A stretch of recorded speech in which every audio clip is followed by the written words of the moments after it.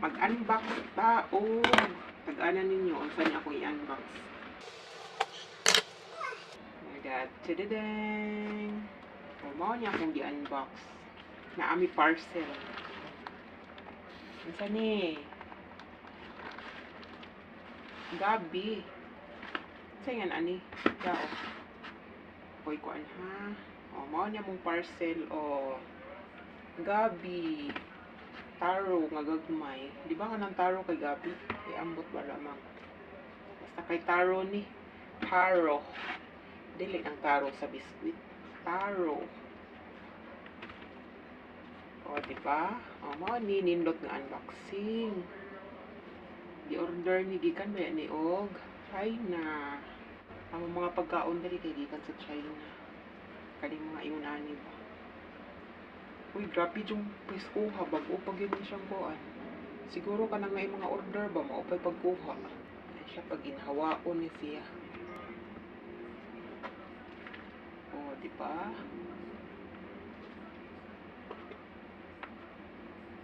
O, ni akong gi-unbox. Napatsukoy kuan. Karoon pa man ko kahuna-huna og unbox. Ganihan, nag-unbox po ko kuan.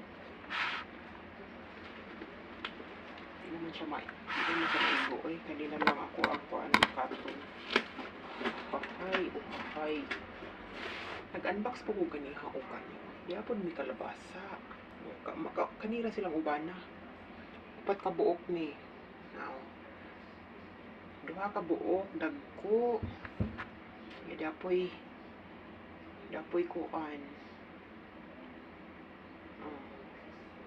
Nanay, tatay, ug mga anak. Makuitan na lang akong gi-unbox niya. Karoon pa makukahuna-huna nga mag-unbox daw ko be.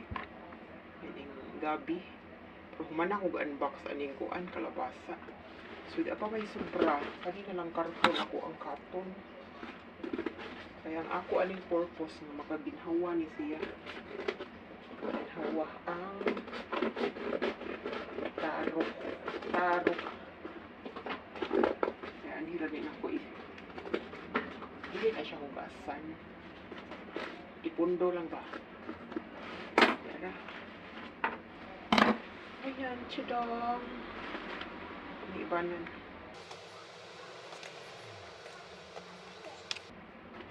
Ayan, pwede na.